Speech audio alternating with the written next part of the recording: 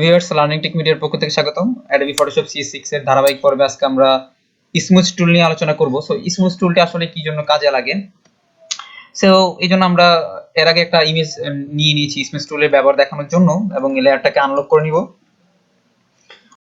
আমরা একটু দেখাই যে স্মুজ টুল আসলে আপনার ফটো এডিটিং এর সময় একটু চেঞ্জ মানে হালকা পাতলা চেঞ্জ আনার জন্য কিন্তু আসলে ব্যবহার করা হয়।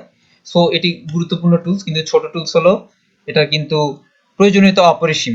তো আমাদের যে অপশন আছে, যে এখানে অপশন মেনু বার, অপশন বারের উপরে যে মেনু বার রয়েছে সেখান থেকে আমরা এডিট ইমেজ দেখতে পাচ্ছি এবং এখান থেকে আপনার সিলেক্ট যে অপশনটি রয়েছে সেখান থেকে আপনি দেখতে পাবেন যে এখানে কিছু লেয়ার রয়েছে, কালার রেঞ্জ রয়েছে এবং ফিল্টারে যদি যাই তখন দেখতে পাবেন লিকুইফাই যে একটি অপশন রয়েছে সেখানে আমরা ক্লিক করব। সো লিকুইফাই এর কাজ হচ্ছে আমরা মানে কিছু চেঞ্জ করব, লিকুইফাই এর কাজ চেঞ্জ করা। সো এই লিকুইফাই দিয়ে আমি প্রথমে কাজ করে দেখাবো, তাহলে আপনারা বুঝতে পারবেন।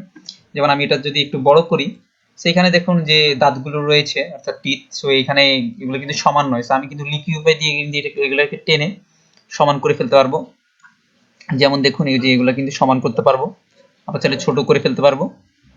সো এগুলো সব লিকুইফাই অপশনের কাজ। এগুলোকে স্মুথ করে নিতে পারবো। এই যে ক্ষুদ্র থেকে ক্ষুদ্র কাজের জন্য কিন্তু এগুলো আসলে ইউজ করা হয় এইভাবে। এই যে দেখুন, এই যে একদম পুরো শেপে কিন্তু নিয়ে আসতে পেরেছি আমি একদম ক্ষুদ্র থেকে ক্ষুদ্র কাজের জন্য এটা ব্যবহৃত হয়। যেমন আমি আরো জুম করে দেখাই।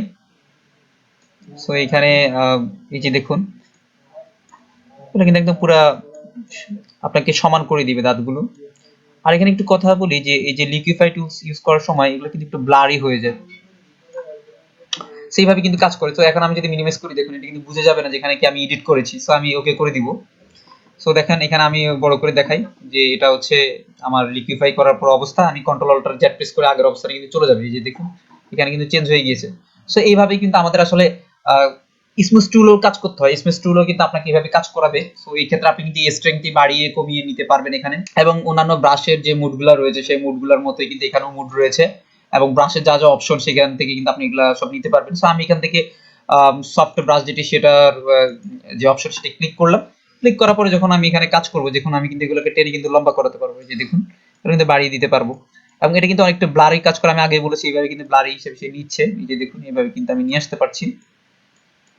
এই যে একদম পুরো কিন্তু প্লেন করে দেওয়া যাবে। এগুলো সবগুলাই কিন্তু প্লেন করে দেওয়া যাবে। সো এগুলো আপনাকে করার সময় একটু ধৈর্য নিয়ে কাজ করতে হবে আলাদা আলাদা করে, নাহলে কিন্তু আপনার একটু বিপদে পড়ার সম্ভাবনা আছে। এই যে দেখুন এগুলো কিন্তু স্মুথ ভাবে কিন্তু কাজ করতে পারে, এগুলো কিন্তু স্মুথলি এভাবে কাজ করবে। এবং দেখুন এই অপশনগুলো কিন্তু একটু ব্লার হয়ে যাচ্ছে, যে জায়গা দিয়ে আপনি একটু লম্বা করছেন বা বাড়াচ্ছেন সেগুলো কিন্তু একটু ব্লার হয়ে যাচ্ছে।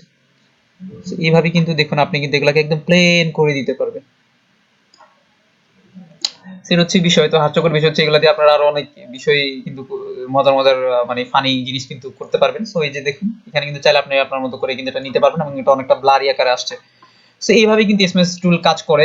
আশা করি সকলে বুঝতে পেরেছেন। ধন্যবাদ সকলকে।